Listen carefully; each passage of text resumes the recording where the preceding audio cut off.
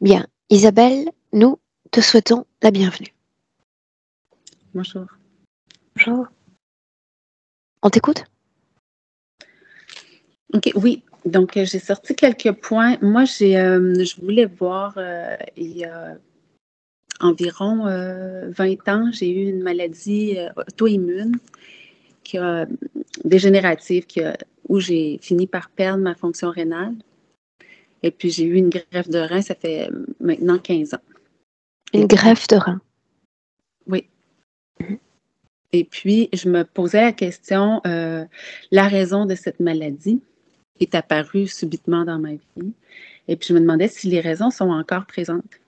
À quelque part à l'intérieur de moi, j'ai toujours eu l'impression que c'était possible de régénérer mes reins. Je ne sais pas si je vais y arriver, mais donc par rapport à ce que j'ai compris, surtout parce que Samia m'a renseigné, donc tu as 2 reins comme atrophiés et un 3e rein. Donc tu vis avec 3 reins? Oui. 2 atrophiés et 1 qui est fonctionnel?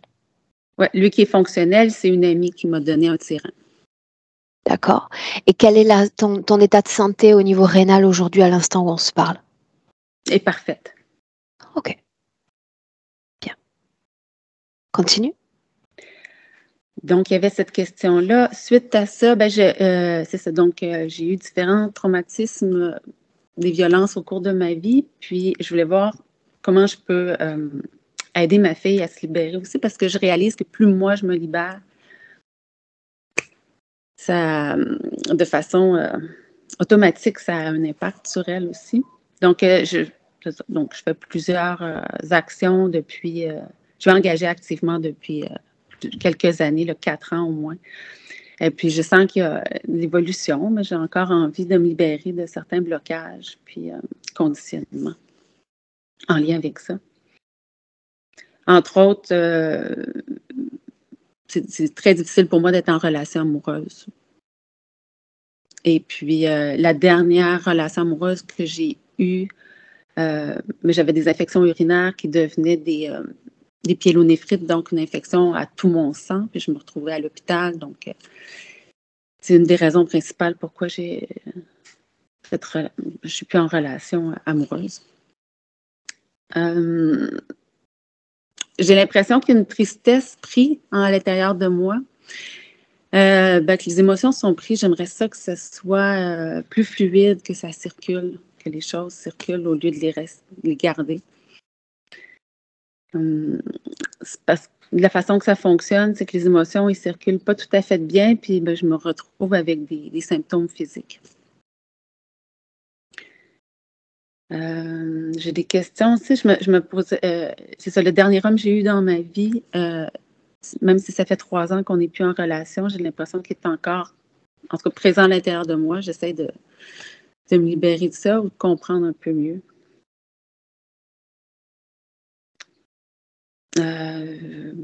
C'est ça, je me questionne beaucoup sur comment... Alors, que je comprenne bien, Isabelle, ça signifie que tu penses toujours à une relation passée, c'est ça? Oui. On parle de l'ex-mari ou de quelqu'un d'autre? Quelqu'un d'autre.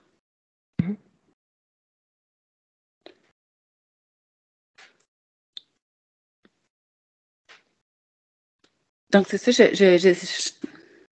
j'essaie de garder ma vitalité assez haute, mais ça fonctionne des bouts, puis par d'autres moments, il m'apparaît plein de symptômes physiques où là, ça devient vraiment difficile. Et puis, dernier point, j'ai envie de développer de plus en plus ma confiance en moi pour... je suis en renouvellement de ma pratique professionnelle, donc à ce niveau-là, de pouvoir exprimer de plus en plus mon potentiel professionnel. C'est l'ensemble. Tu m'écris également « Ma vitalité est difficile à maintenir. Je suis souvent malade ou fatiguée. » Oui. Et tu parles d'angoisse de mort et de stress que tu ressens parfois.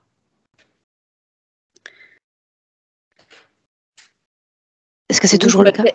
Oui, je me questionne beaucoup sur l'existence après la mort. C'est quelque chose qui me... qui me passionnent, qui m'interpellent beaucoup. Puis il y a des moments où, justement, dans la noirceur totale, il y a une espèce d'angoisse qui se présente. Puis je l'explore depuis quelques années. Est-ce qu'il y a autre chose que tu souhaites nous mentionner? À ce sujet-là, j'ai l'impression que c'est nourri par un désir de faciliter le passage qui est la mort, puis qu'est-ce qui pourrait se présenter après.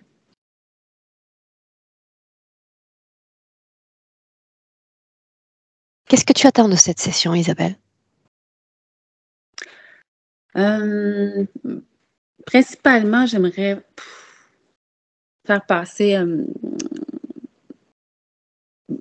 les blocages qui sont là. Il y a des choses sur lesquelles je peux travailler, mais il y a comme des blocages où même si de façon consciente, je veux, il y a quelque chose, il y a des résistances, puis j'ai du mal à les faire, à les enlever. Bien. On démarre? Donc, les tests d'induction, je n'ai rien vu et de toute façon, au niveau de la connexion, aujourd'hui, c'est pas terrible. Donc, on va y aller avec Milena. Un clic sur le micro, Isabelle, on démarre. Là, oui. Prête? Oui.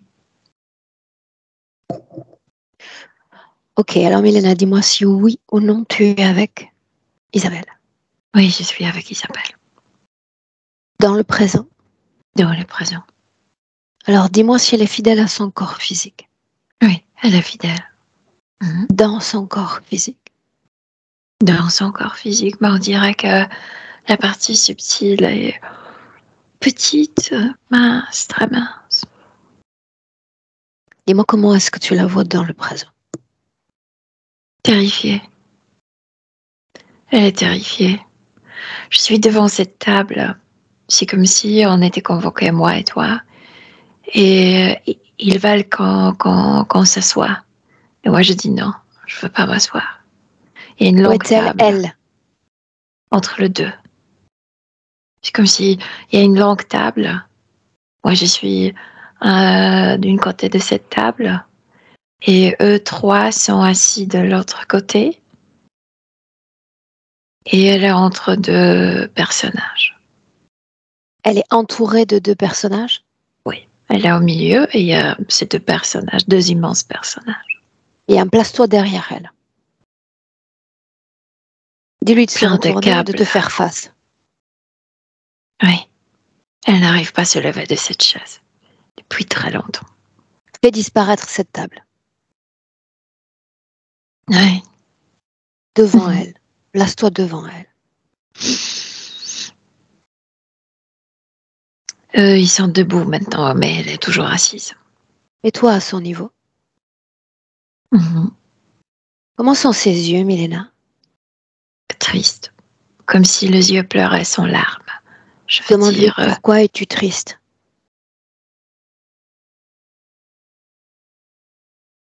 Parce que ça dure depuis très longtemps. Elle est assise sur cette chaise, entourée par ces deux depuis très longtemps. C'est comme si elle était prise en otage. C'est pour ça qu'elle est triste?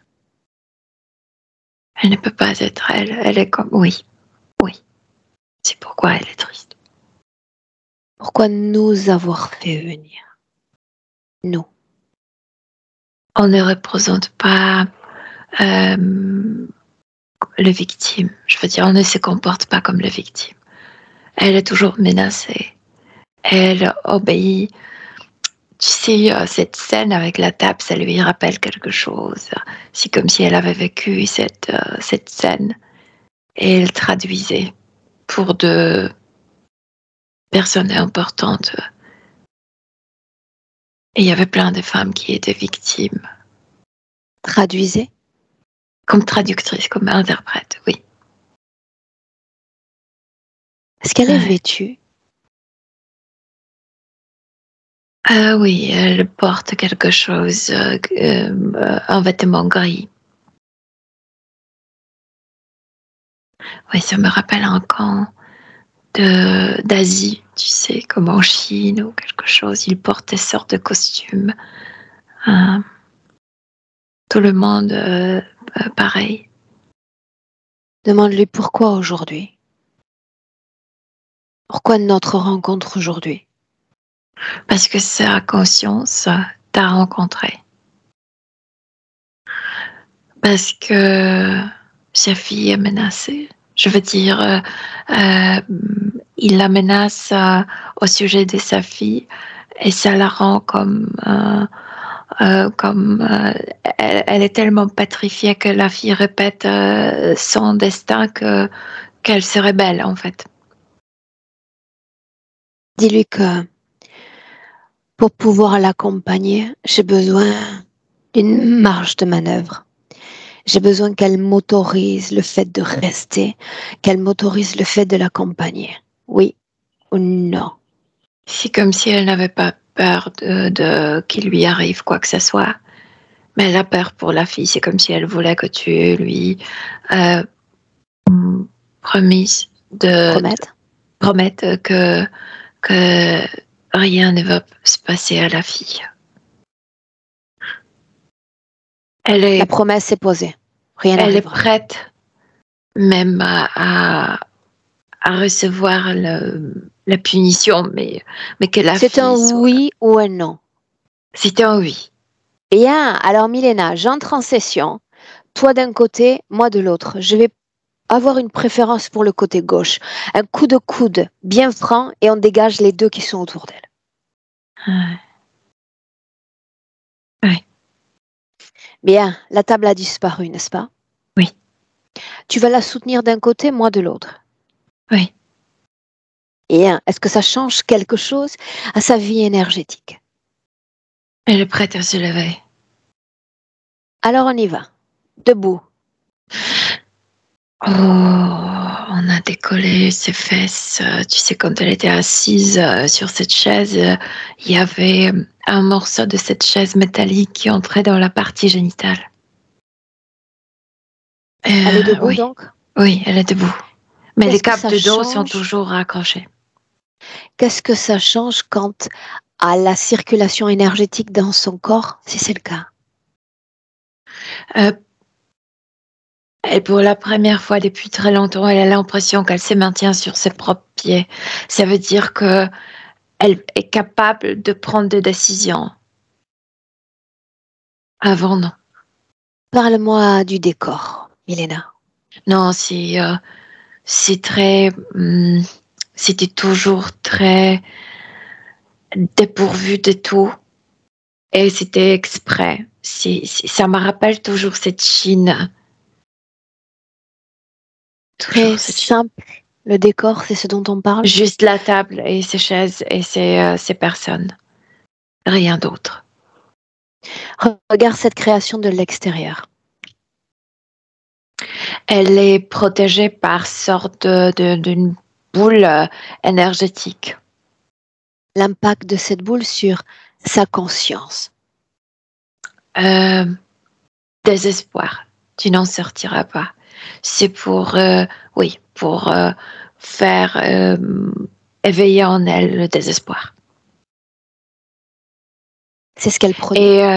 Et oui, et aussi la programmation que, en fait, le fait d'être enfermé là-bas et que ça lui envoie l'information, tu n'en sortiras jamais, c'est qu'après dans la vie, il lui est très difficile de faire un nouveau pas, de faire le changement, parce qu'elle est dans cet désespoir.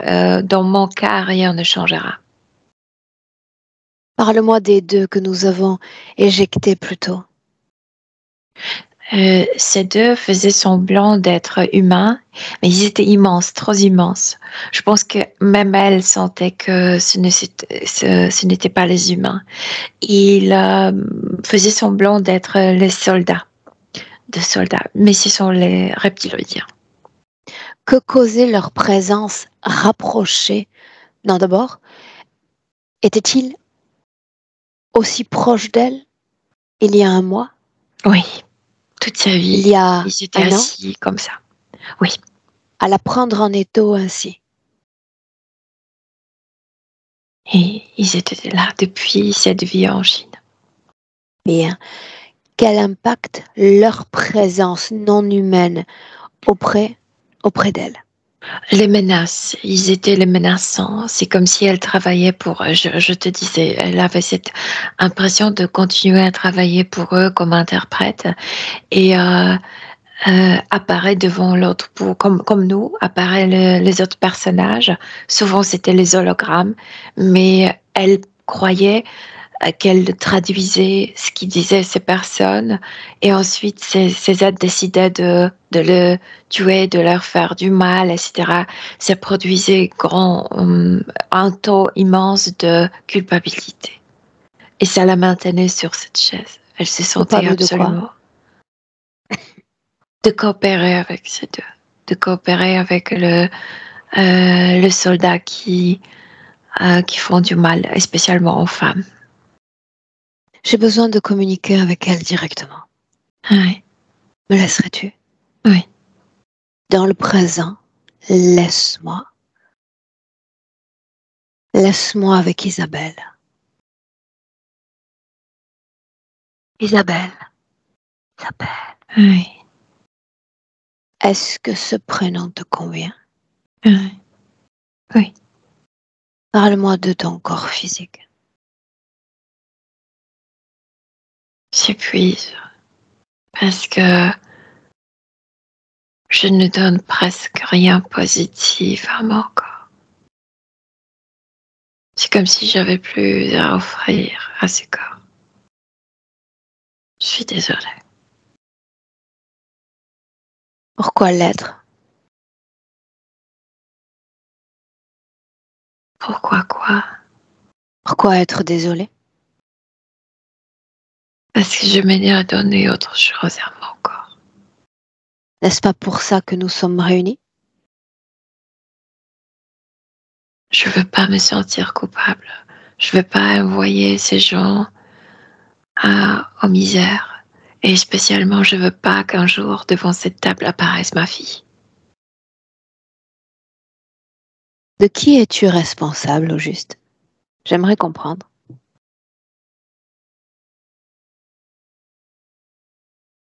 Je suis prise en otage. Je traduis. Qu'est-ce que tu traduis? Ce que disent les humains, les gens. Un exemple récent. Je traduis leurs émotions. Sers-toi de moi. Non, tu n'es pas victimisé. Tu n'es pas devant eux comme quelqu'un qui se plie. Pourquoi ces soldats auraient besoin d'un traducteur? Je sais pas. Montre-moi une traduction. Une récente. Il y a une femme qui arrive, qui le demande de la laisser partir parce qu'elle a 2 enfants à élever. Et moi, je leur dis, elle souffre. Elle a peur dans le sein. C'est comme si je leur indiquais ce qu'elle ressent. Pourquoi le fais-tu? Une bonne question, je sais pas. Pourquoi le Parce que je fais-tu? suis obligée, parce que j'ai quelque chose dans la tête qui m'oblige à le faire. Sinon quoi? Oh, c'est aussi une bonne question, sinon quoi? Ils peuvent pas me tuer parce qu'ils m'ont déjà tué. Non, ils ne peuvent pas. Alors sinon quoi?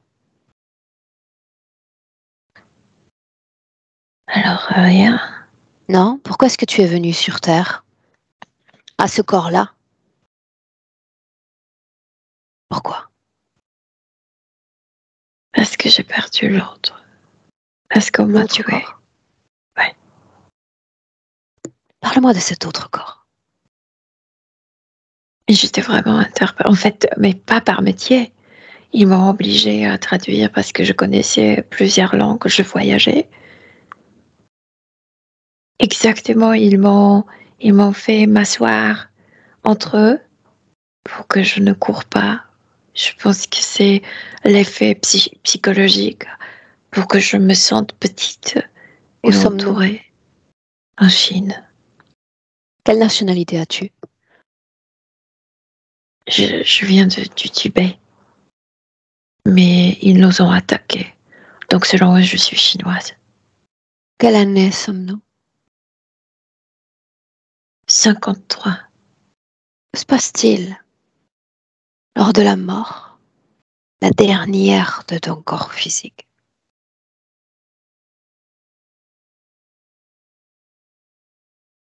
La mort.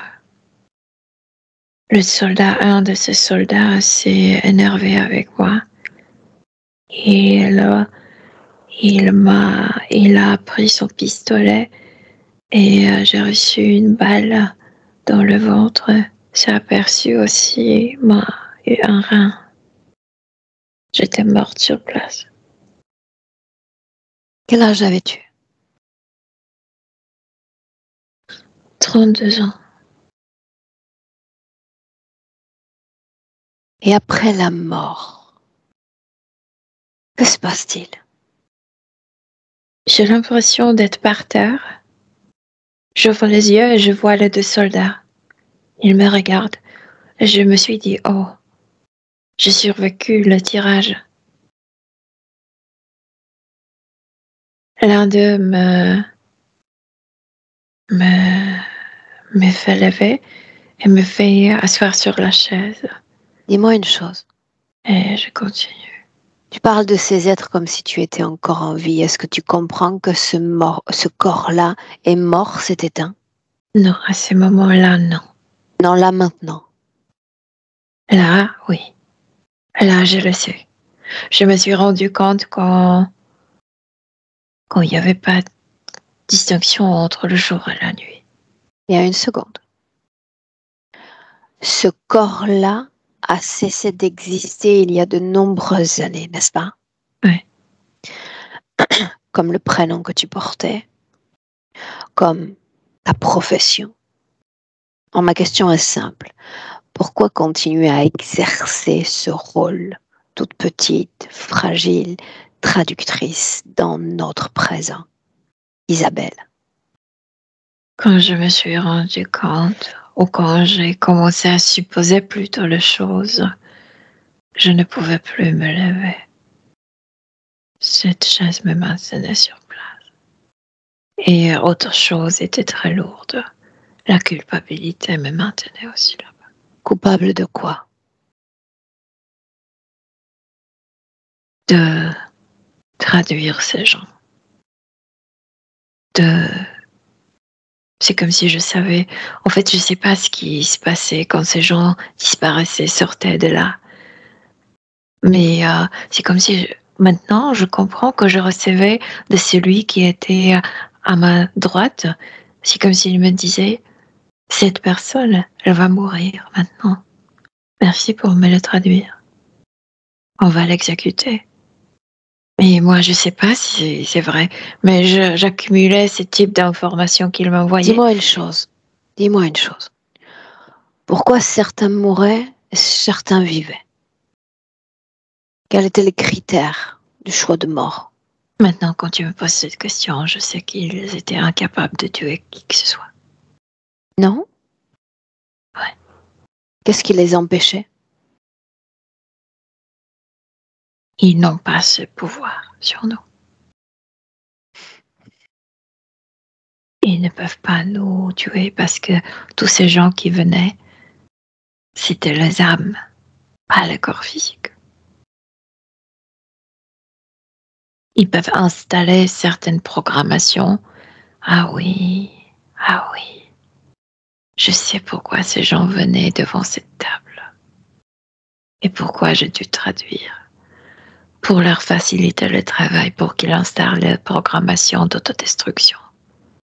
Mais la traduction, tu l'effectuais bien avant ta mort sur le plan physique, n'est-ce pas? Ouais, mais j'étais obligée. de le faire. C'est parce que je C'est vrai. Physiquement, tu étais contenue, restreinte, obligée de le faire. Et j'en reviens à ma question précédente. Qu'est-ce qui te pousse à continuer à le faire si tout ceci déjà appartient au passé? Tu n'es plus cette femme-là. Mais Pourquoi je ne es-tu le si fais plus, tu chétive? es venu. Pourquoi es-tu si chétive dans ton corps physique? Pourquoi est-ce que tu n'es pas fidèle à ton corps physique? Mais si j'ai mon visage, mais je ne suis pas habillée comme la aujourd'hui. grandeur? Je suis fatiguée, c'est pourquoi je me rends petite. Fatiguée de quoi, Isabelle? De faire ce que je ne veux pas faire, ce que je ne voulais jamais faire. Fatiguée d'être obligée de vivre d'une façon que je veux pas. Quelle façon? À quoi as-tu été obligée? De naître dans ce corps, de subir de violences, de choisir un partenaire qui rappelait ses soldats, de me préoccuper pour ma fille comme je me préoccupe pour tous ces gens que je traduisais. En fait, je suis fatiguée de vivre dans la peur. Dans la peur que je ne décide de rien, que je suis prise en otage dans ma vie, dans tout. Qu'est-ce qui a changé? Pourquoi une soumission de plusieurs années, de longues années à travers les vies, et aujourd'hui le besoin de changer cette situation? Rappelle-moi. J'ai peur qu'ils emmènent ma fille. Je ne survivrai pas. Avec chaque personne qui arrive, j'ai l'impression de me trahir et de trahir cette personne. Si auprès des tables arrive ma fille, et j'étais toujours menacée que un jour ça arrivera, je ne sais pas ce que je ferai. Parce que cette chose dans ma tête m'obligera à traduire. Permets-moi de te dire qu'ils n'ont pas besoin de toi pour ce type de traduction. Ils n'ont jamais eu besoin de toi. Ce qu'ils veulent, c'est qu'ils te poussent à croire que tu trahis ton espèce et que naisse en toi culpabilité. Et ça marche à merveille, vraisemblablement. Ils n'ont pas besoin de toi. Ils ont besoin de cette culpabilité que tu produis.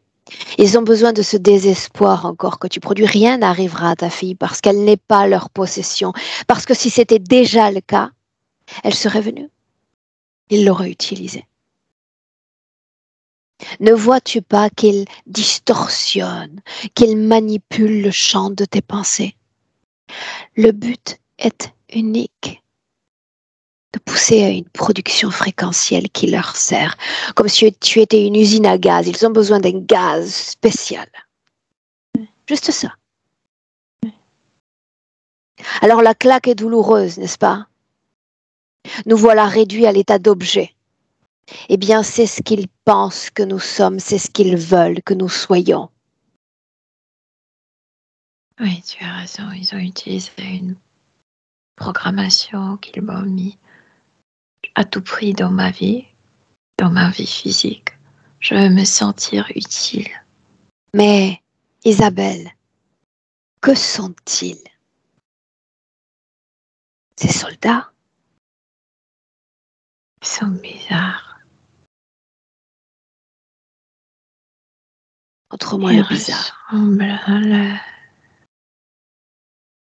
Les humains, mais ils ne le sont pas. Ils me font peur. Qu'est-ce qui fait peur? Et ils me dégoûtent en même temps. Qu'est-ce qui fait peur? Leur manière, ou plutôt leur aisance de nous manipuler, de nous contrôler. Ce sont des spécialistes de la manipulation. Ils sont des spécialistes d'interrogation, oui. Ce qu'ils ont fait avec toi? Ou avec les Est-ce autres? qu'ils m'ont interrogé? Non, moi, non. Les autres? Non. J'aimerais que nous prenions le temps de les regarder en face, ces êtres bizarres. Puis qu'on regarde ensemble ce qui fait le plus peur. C'est comme si d'un coup, cette peau humaine maintenant se faisait transparente. C'est comme si je voyais les écailles sous cette peau. C'est pas surprenant. Ils sont écaillés. Oui, c'est surprenant. Surprenant et non. Mieux. C'est comme si quelque chose à l'intérieur de moi savait qu'ils étaient bizarres, qu'ils n'étaient pas humains. Tu vas faire mieux encore.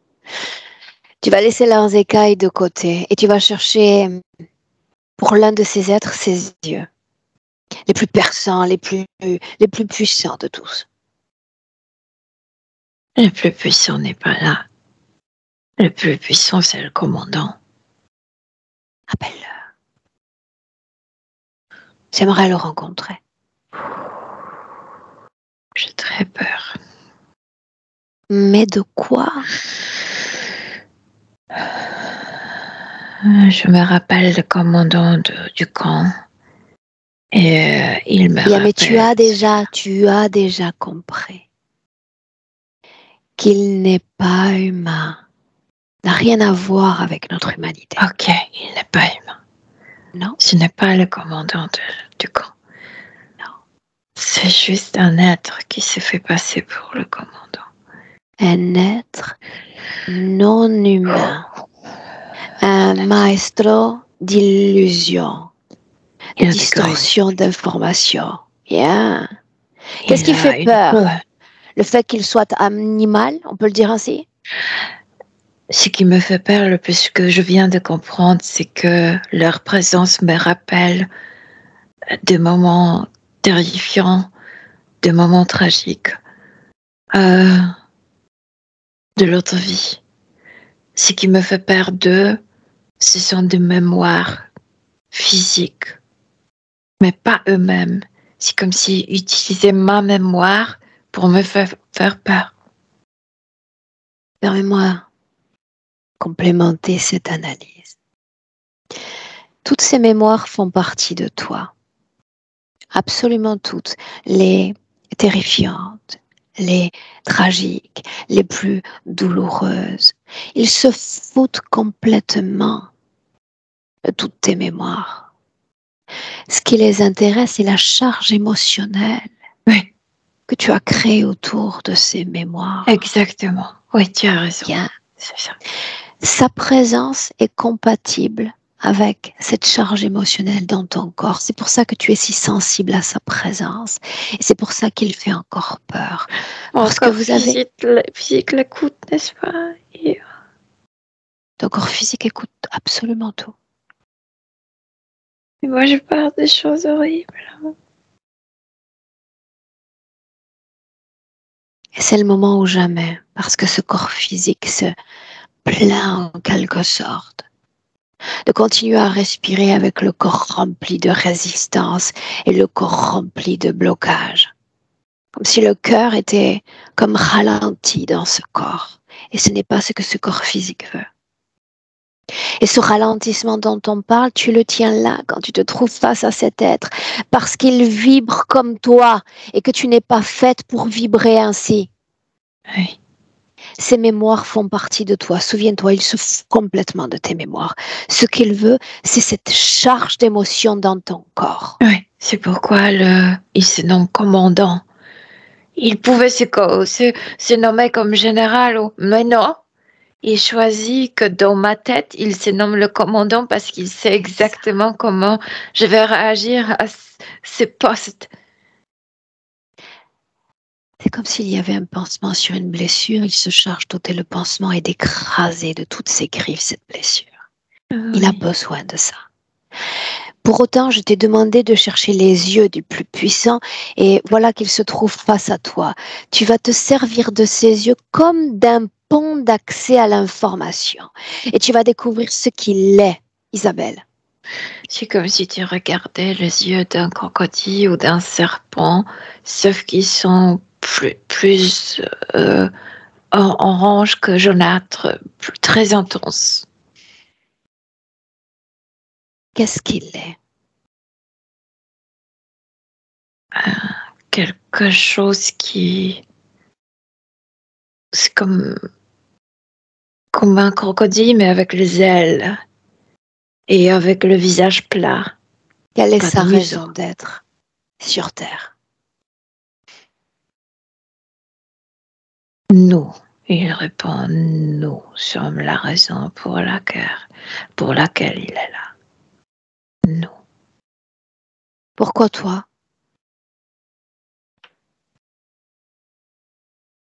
Il me dit de ne pas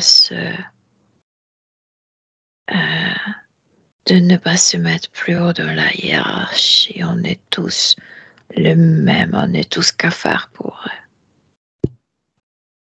Bien, alors cafard donc. Pour autant, il s'intéresse à tous ces cafards, n'est-ce pas? Oui. Alors tu vas regarder quel est le plan à travers sa conscience. Quel plan a-t-il pour toi et ta conscience? Une fois on est traumatisé, au moins dans une vie, ils veulent que chacun de nous, chacun des humains qui sont connectés, qui sont comme manipulés par eux, qu'on vive au moins un trauma énorme et ensuite ils te réincarnent et inconsciemment tu reproduis. Ça n'est même pas si tragique, mais c'est comme si tu ne comprenais pas pourquoi en ayant une vie quasi normale, tu vis la tristesse, tu vis la dépression, tu ne te comprends pas. C'est ça ce qu'ils veulent, qu'on ne retrouve jamais la source de notre tragédie interne, de nos sorrows, de nos tristesses, et qu'on continue ainsi, en se annihilant, en se rabaissant. Il nous laisse nous maltraiter nous-mêmes, par nous-mêmes. Maintenant que tu sais tout cela, qu'est-ce qui fait peur encore dans ces êtres? Non, c'est pas ces êtres qui me font peur, je viens de te dire, c'est ma mémoire qui me fait peur. Yeah. Alors on va cesser de les regarder, tous autant qu'ils sont. J'aimerais que tu jettes un coup d'œil sur ce décor, que tu me dises ce que tu en penses. Qu'est-ce qu'il te rappelle? Il n'y a rien et en même temps c'est comme si ça me rappelait exactement cette petite pièce où j'étais obligée de faire la traduction. Yeah. Il n'y avait rien à part de cette table. À quelle fréquence, à quelle émotion humaine vibre cette pièce? Peur. Peur? Peur. Les gens qui rentrent ont toujours peur. Est-ce que c'est le cas de Milena? Non. Étrange, n'est-ce pas? Oui. Pourquoi n'a-t-elle pas peur? Parce qu'elle comprend la manipulation. Et quand tu es consciente de quelque chose, il est difficile de te faire entrer dans un jeu. Un jeu, tu dis? Oui. Maintenant, tu vas comme fermer les yeux de ta conscience sur ce décor et sur ces êtres. Je ne l'ai fait depuis très longtemps. Un voyage à l'intérieur de toi. Oui. Tu as parlé de tragique, tragédie intérieure. J'aimerais comprendre. Il y a des câbles. Ces câbles sortent par mon dos. Non, ça c'est une conséquence de la tragédie. La première douleur, je veux dire le premier trauma, quand j'ai vu de loin comment ces soldats chinois dévastaient une petite campagne en Tibet, dans mon pays. J'ai commencé à pleurer. J'ai commencé à avoir peur. j'ai compris que on n'est pas capable de nous protéger. Et je savais qu'ils viendront aussi. Bientôt, ils viendront pour nous. Qu'est-ce qu'ils veulent?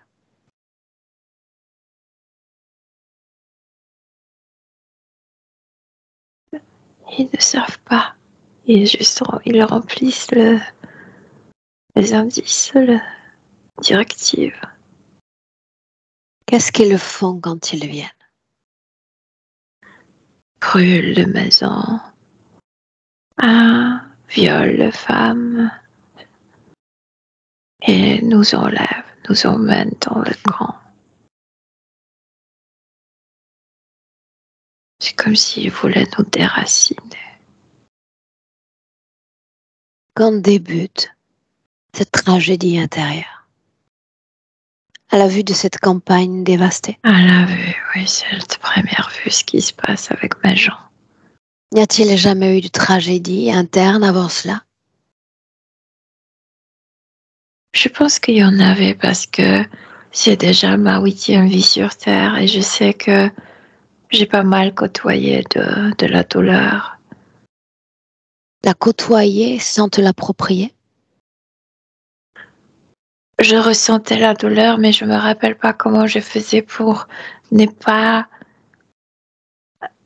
se soumettre à cette douleur. Je veux dire, bien sûr qu'il y avait des épisodes et des étapes de vie où je ressentais un disconfort, mais j'en sortais. Ok. Là, je ne Donc sortirai une expérience plus. éphémère, vibratoire, c'est bien ça? Oui. Bien. Dis-moi une chose pour comprendre encore. Pourquoi être venu sur Terre pour ces 8 vies? Je me sens très attachée à cette planète. Je me sens citoyenne de cette planète. Pourquoi donc? Est-ce qu'on décide d'être citoyen de cette planète?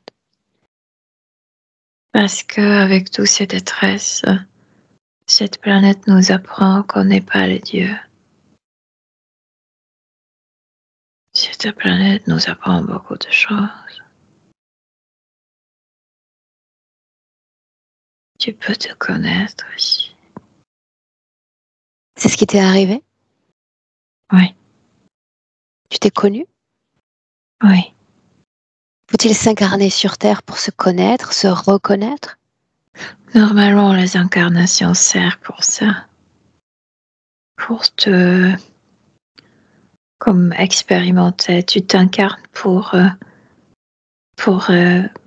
parce que tu te fais sort d'un challenge, sort de... Qui dit ça? Ouais, je le dis. Comment le sais-tu? Je le faisais. Ailleurs? Ailleurs aussi. Ailleurs, ce n'est pas si intense. Ailleurs, tu n'as pas accès à certaines... As-tu la sensation de te connaître et de t'être reconnu dans notre présent respectif? Non. Dans notre présent, je ne suis pas moi. Je ne peux pas être moi.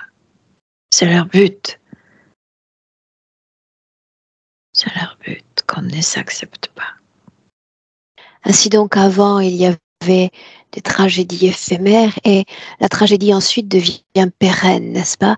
Comment se fait-il que tu aies permis qu'elle soit pérenne, cette émotion dans ton corps?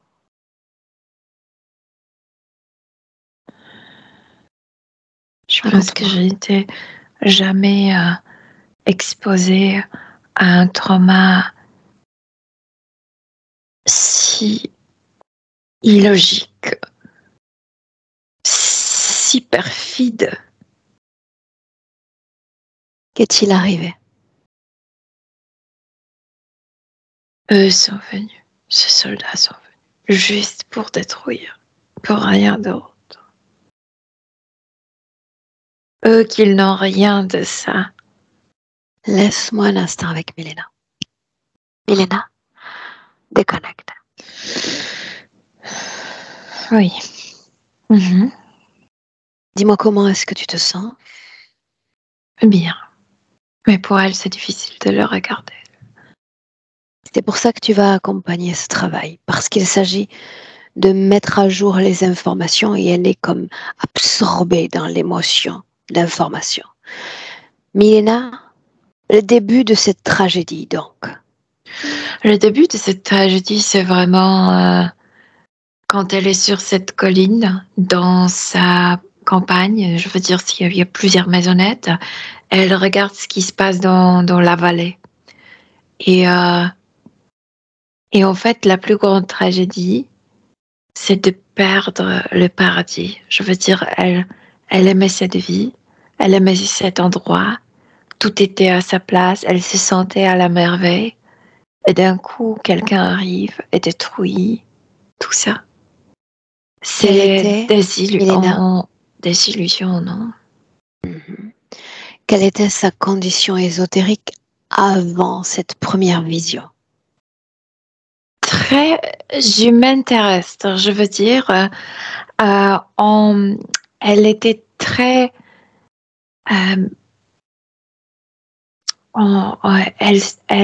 les fréquences résonnaient avec la Terre. Il y avait beaucoup d'acceptation pour tout ce qui est humain terrestre. Je pense que cette vie au Tibet, c'était pas, en fait, je le sais, c'était pas par hasard. Elle a choisi parce que elle se sentait déjà, elle a vécu pas mal ailleurs. Et elle s'est dit, maintenant, je peux me reposer. Maintenant, je peux vibrer comme la terre. Maintenant, je peux être parmi les gens qui ne sont pas agressifs, j'en ai plus besoin de ce type d'informations. J'en ai déjà pas mal collecté. J'ai compris pas mal de choses. Et d'un coup, ce paradis devient l'enfer. Et elle a compris que sur cette terre, il n'y a pas de paradis et que tu peux être attaqué partout. Oui. Qu'est-ce qui change dans sa conscience, dans sa vie énergétique? Je viens de te dire une grande désillusion, comme déception. Elle s'est dit, enfin j'ai créé une vie parfaite. Et il n'y a pas le parfait sur cette terre. C'est ça la plus grande leçon qu'on reçoit ici. Bien, j'aimerais ici, il n'y a pas de parfait. Qu'on centralise l'information, Milena. Si je dis origine de l'interférence. Quand elle va être assise pour la première fois pour traduire. Cette scène-là. Elle est retirée de la baraque, de la maisonnette où sont entassées les femmes et emmenée par le soldat dans cette chambre. Quand elle dit cette chambre est déjà entourée par une sorte d'une énergie étrangère, je veux dire pas humaine, c'est pour que quand tu y entres, ça éveille ta peur primaire pour ta vie. Et quand ça éveille la peur primaire pour survivre, tu es capable de faire beaucoup de choses, même contre nature. Contre nature, mais absolument contre ton honneur, ta dignité. Et elle entre, déjà elle passe à travers cette boule énergétique. Et quand elle y entre, il y a ces deux soldats, et dans ces deux soldats, il y a déjà ces deux êtres. Origine de l'interférence. C'est comme un annonce, tu vas nous traduire ce que disent ces gens. Et elle a peur, elle dit oui. Mais elle a dit le oui sur deux plans. Un humain et un être. Qu'est-ce que ça signifie depuis cet espace-temps-là pour Isabelle à travers le temps, à travers les temps, jusqu'à aujourd'hui? Elle se sent être traître pour soi-même. Elle fait quelque chose contre sa propre volonté, mais elle nuit aussi aux autres. Donc, culpabilité. Elle a peur de ces gens. On s'arrête un instant sur ça. Ouais. Culpabilité encore, culpabilité toujours, alors que j'ai déjà expliqué ce système de manipulation. Oui, mais on est dans cette scène. C'est pas qu'elle a aujourd'hui cette culpabilité. Bien, souviens-toi de ma question. Ce oui à travers le temps. Pas dans cette scène, mais après. Quel est le résultat, l'impact de l'interférence jusqu'à notre femme d'aujourd'hui? Mais écoute, tu ne te rappelles pas ce trauma, tu ne te rappelles pas ce camp. Ça continue parce qu'elle était assise toujours sur cette chaise entre ces deux soldats. Donc, dans son inconscient, elle était dans cette situation qui continuait de l'autre vie. Elle ne comprenait pas dans son corps physique pourquoi elle n'arrive pas à être heureuse, pourquoi elle n'arrive pas à être en plénitude, pourquoi elle se sent toujours menacée dans la vie, pourquoi il lui arrive de choses violentes, agressives, etc. Et tout ça à cause de cette continuation. Oui. Oui. Ces choses violentes dont tu parles, tu fais référence à ces événements dont elle a parlé. Oui. Qui l'ont affectée dans la vie présente. Oui. Est-ce qu'il y a d'autres vies séparant cette femme du passé de notre femme d'aujourd'hui? Non, il n'y en a pas. C'est pourquoi c'est si fort et c'est pourquoi elle se sent tellement...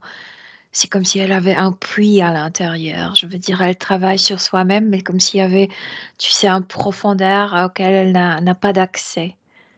Et maintenant, elle en a. Y a-t-il une cause ésotérique à cette défaillance au niveau des reins, cette maladie dont on a parlé?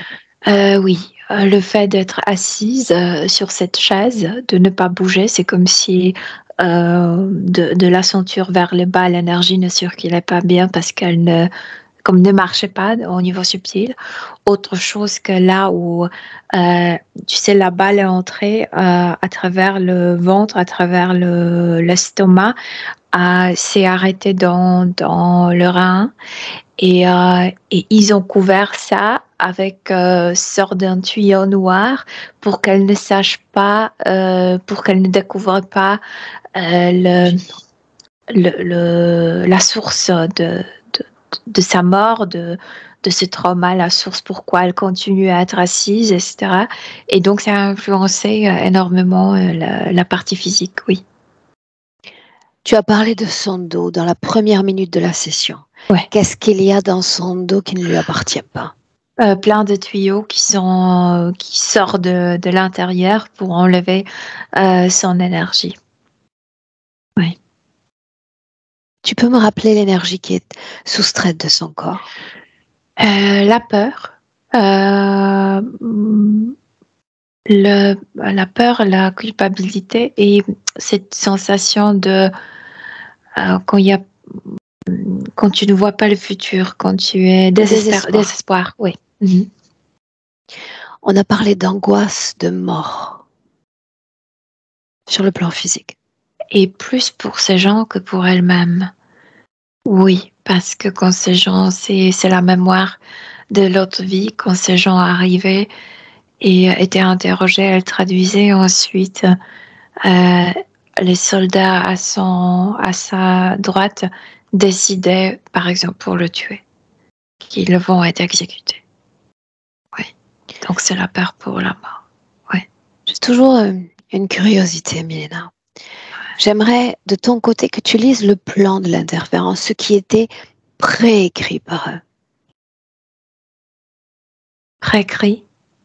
Mm-hmm. Non. Ils ne sont pas si sophistiqués. C'est qu'ils veulent que ces traumas restent en cachette dans l'inconscient.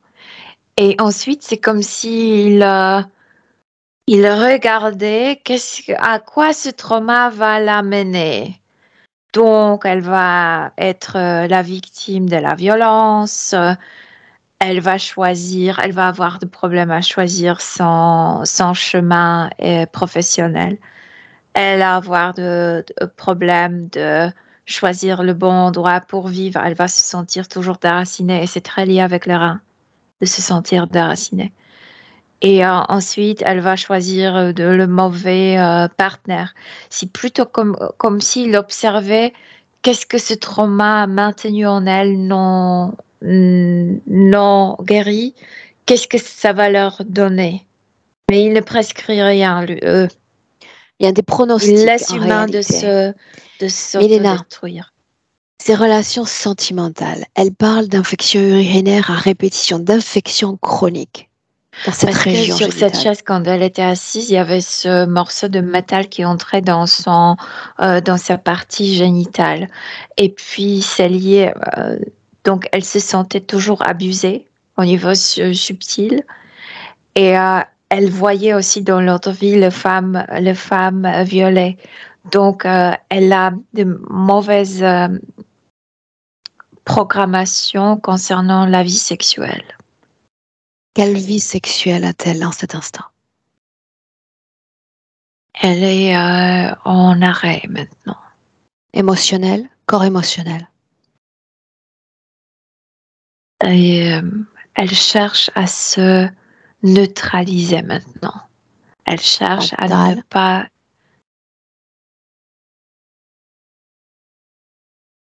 Elle, mentalement, ce qu'elle veut énormément, c'est de se pardonner. Mais leur bout a commencé à pleurer. Milena. Ouais. Était-il prévu qu'elle survive? Parce que ce fut le cas. Après cette atrophie des reins, s'il n'y avait pas eu de donneur, elle aurait pu mourir précocement. Oui. Mais eux, ils s'intéressent peu qu'elle continue dans cette vie ou qu'elle soit réincarnée. Pourquoi a-t-elle survécu? Pourquoi a-t-elle bénéficié de ce rein?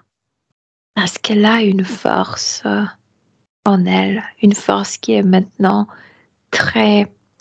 C'est cette force en fait qui est prise en otage. La force pour vivre moi, pour vivre quand je veux, pour continuer sur cette terre parce que je me sens citoyenne de cette terre, parce que je veux y être. Il y a cette force, mais prise en otage et effrayée par eux. Et le fait que une personne lui a offert ce rein, ça aussi veut dire quelque chose. Ça aussi veut dire à quel point nous, les humains, n'importe comment on est, tu sais, perturbés, il reste toujours quelque chose humain en nous. Bien. Ouais. Cette force dont tu parles, qui animait son corps, qui la définissait, il y a peu encore, qu'en dire aujourd'hui? Tu as dit cette force est prise en otage. Est-ce vraiment le cas dans le présent? Non, pas maintenant, parce qu'elle n'est pas entre ses soldats. Elle n'est pas plus obligée à traduire. Elle n'est plus obligée d'agir contre elle. Sa volonté. Éloignons-nous. Permets-leur de se mouvoir à nouveau. Moi, je reviens là où je viens. Mm-hmm. On est éloigné, oui.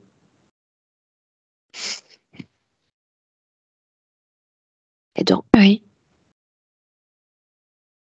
C'est comme si elle avait changé le décor. D'un coup, elle se rappelle les plus beaux endroits où elle a vécu sur cette terre. Comme si le paysage a été construit de plusieurs endroits que normalement, physiquement, ne peuvent pas se rencontrer. Où sont les autres? Comme dans cette pièce, comme à gauche, mais assez loin, 100 de mètres de chez nous. Demande-lui où est cette force dont nous parlions plus tôt. Cette force de vie. La correcte réponse devrait être, elle le dit, la réponse correcte devrait être partout en moi. Mais elle a accumulé dans mon cœur pour le moment.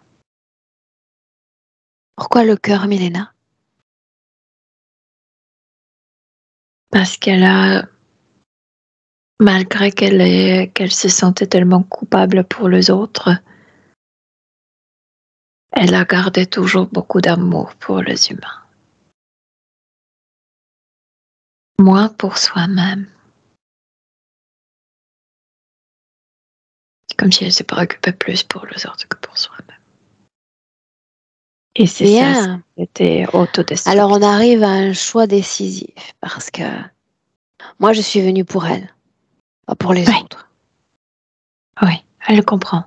Elle comprend parfaitement qu'elle doit se focaliser sur elle-même. Alors il y a un instant encore, je parlais de voyage intérieur. Tu as dit que tout était centré ou centralisé dans la région du cœur.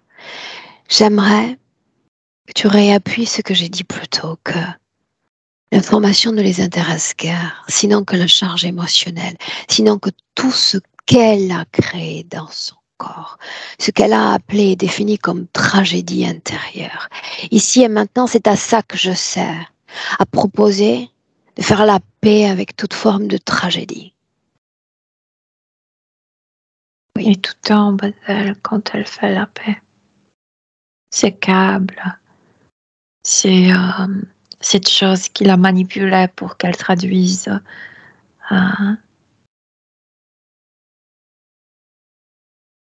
Elle a bien compris que leur colère, leur force colérique, ce n'est pas eux. Ils en tirent de nous.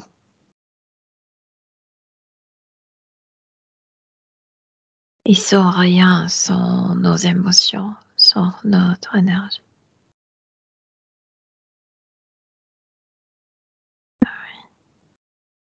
Parle-moi des programmations auxquelles elle répondait favorablement.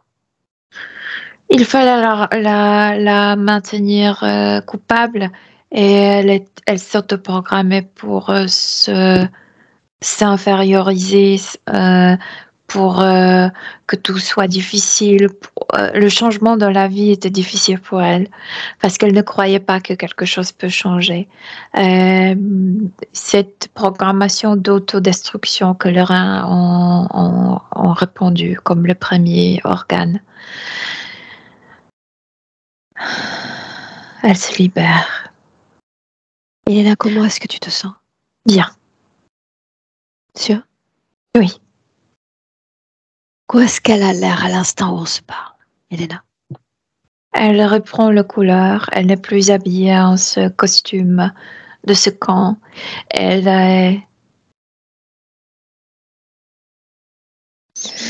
est prête à mettre les mains et enlever cette balle, tu sais, cette balle qui l'a tuée.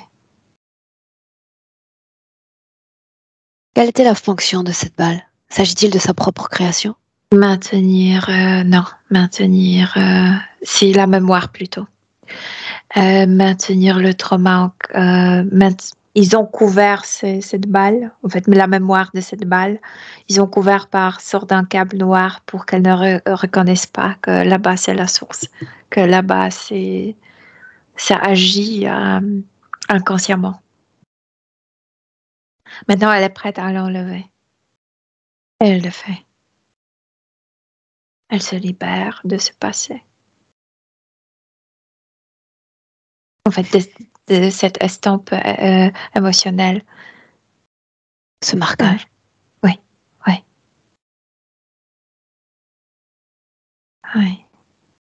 J'aimerais que tu sois attentive à la circulation de son énergie, là maintenant.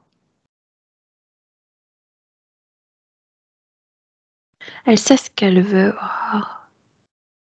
Elle veut la paix. Elle veut l'harmonie. Elle veut le neutre. Elle ne veut ni euphorie, ni tristesse. Elle ne veut rien, tu sais, qui est Extrême. dans le extrême, oui. Ouais. Est-ce qu'il y a quelque chose sur son corps ou dans son corps bloquant l'énergie? Elle a tout, elle a fait comme le chien qui se débarrasse de l'eau. Elle s'est absolument débarrassée de tout. Que devient le tout dont elle se débarrasse? Disparaît. Les autres? Les autres sont comme de feuilles de papier, transparents et sans énergie, sans, on dirait même sans conscience. Un détail encore. Le fait que le champ de ses pensées reste accroché à des choses du passé. On a parlé de relations passées amoureuses. Comme si ça lui coûtait de s'en défaire. Parce que quand tu es oppressé toute ta vie, et non seulement au niveau physique, mais aussi dans l'inconscient, une goutte de bonté, une goutte d'amour, ça grandit comme si c'était l'océan.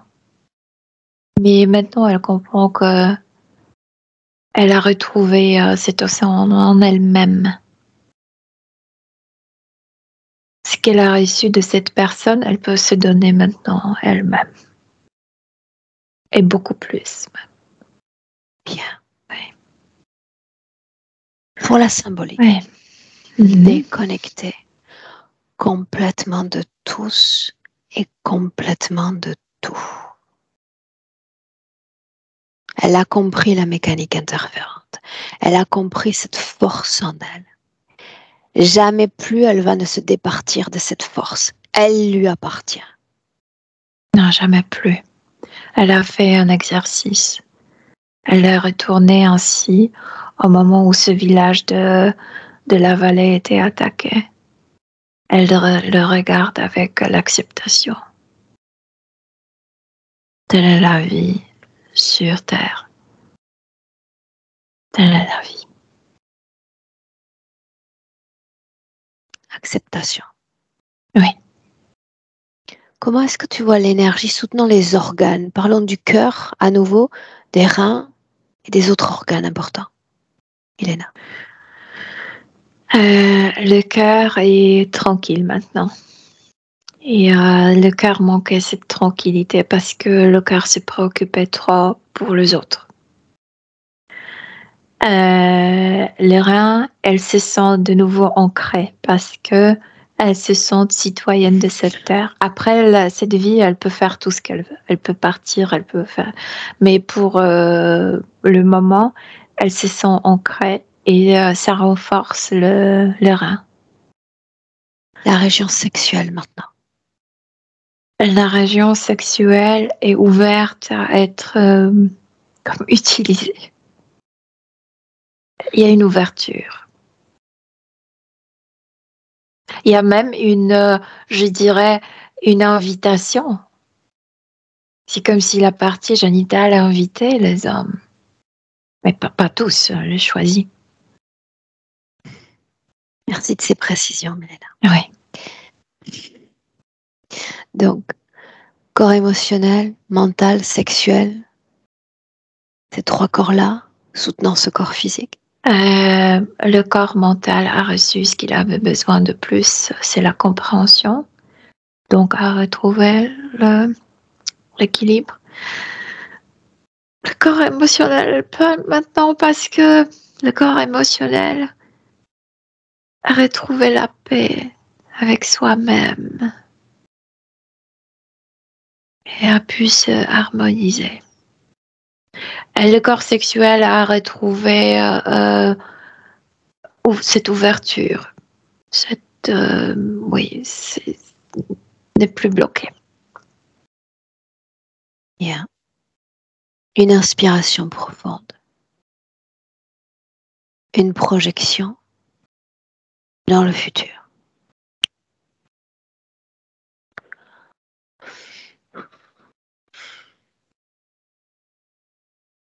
Elle est très émue. Elle est très émue parce qu'elle comprend futur très biologiquement. Elle dit mon futur, c'est ma fille. C'est pas le fait que la fille va vivre sa vie, c'est le fait que quand elle ne sera plus là, la fille va continuer, par exemple. Et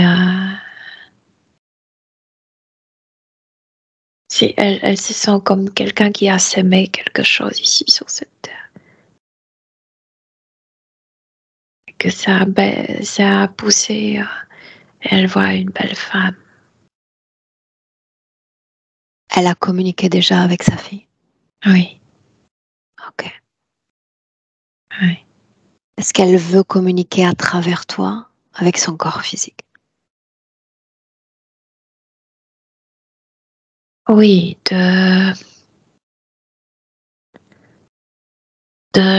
laisser passer. Océa? Ça veut dire de ne plus comme fouiller dans le passé. Lâcher prise, est-ce qu'on peut le dire ainsi? Oui, exactement, lâcher prise. Okay. Oui. Bien. Milena, tu la salues. On rentre. Tu es prête? Oui. Palier 1, déconnecté. De cette session, de tout, de tous. Palier 1, la rencontre avec soi-même. Milena, tu sais quoi faire, identifier cette fréquence-là qui vibre encore dans ton corps, cette empreinte. Et reprendre le contrôle de ta création fréquentielle, de ta création vibratoire. Toi seul sais cette émotion, cette fréquence dont ton corps a besoin. Alors crée-la.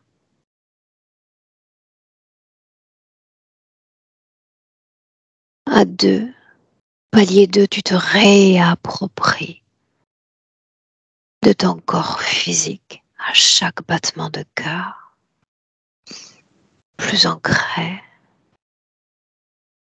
équilibré, et chaque fois plus présente. Milena.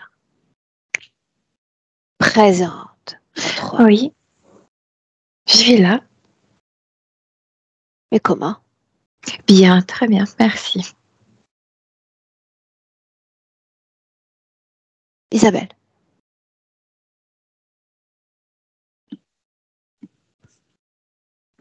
Oui. Comment tu te sens? Comment tu as vécu la session?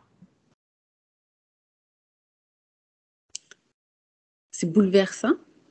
Et puis,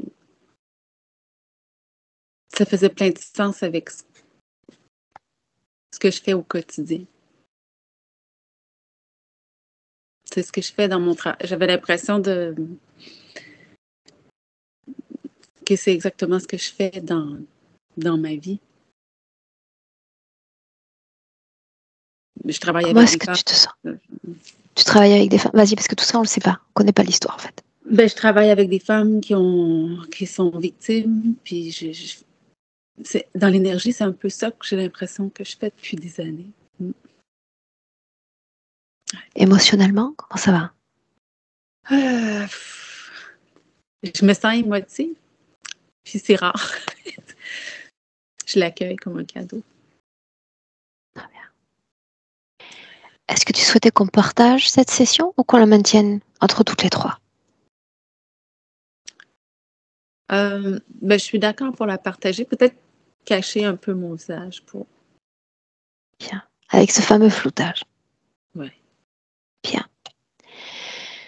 Je te garde 1 minute avec nous en ligne. On attendra des nouvelles. D'accord, Isabelle? Oui. Est-ce que j'écris Ça a coupé un peu. Si je donne des nouvelles, j'écris à... Tous les chemins mènent à moi. À toi? OK. Oui. Directement. D'accord? Reste avec moi un instant, je te garde 1 minute. Au revoir. Merci, Milena. Merci.